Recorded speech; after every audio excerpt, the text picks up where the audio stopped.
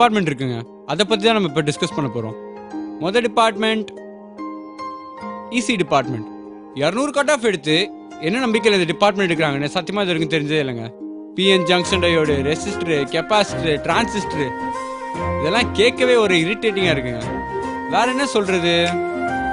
மச்சான் இங்க வா மச்சான். சொல்றேன் மச்சான். மச்சான் இசி டிபார்ட்மெண்ட் பற்றி 2 வார்த்தை சொல்லு மச்சான்.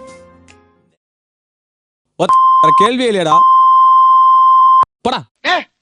என்னடா பொசுக்கு மலையாளம் பேசிவிட்ட? பாய் மச்சான். கேட்டுக்கங்க. அடுத்த டிபார்ட்மெண்ட்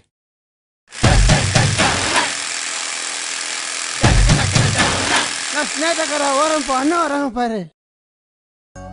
என்ன பண்றான்னு தெரியுதா? கோடிங் பண்றாராமா.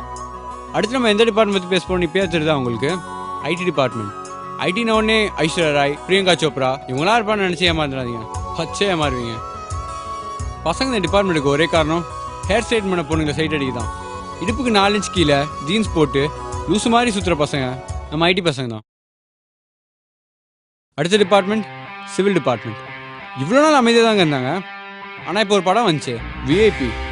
அது வந்த உடனே இவங்க போட்ட சீன் இருக்கு, சத்தியமாக தாங்க முடியல.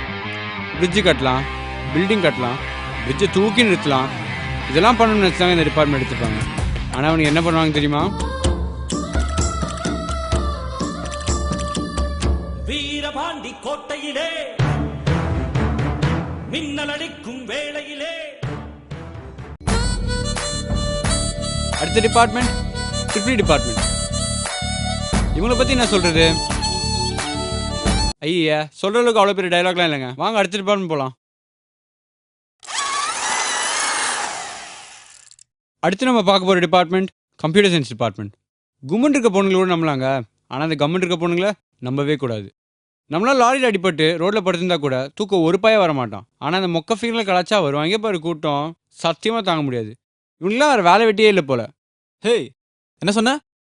ஐயோ அலாட்டாய்க்கடா அலாட்டாய்க்க. அவ்வளோதையும் தப்பா சொல்லியே. இல்ல என்ன சொன்னு கேட்டேன். வேணாம், தப்பாயிடும் மச்சான். டேய் மச்சான் அங்க பாரு ஏதோ ஒரு பிரச்சனை.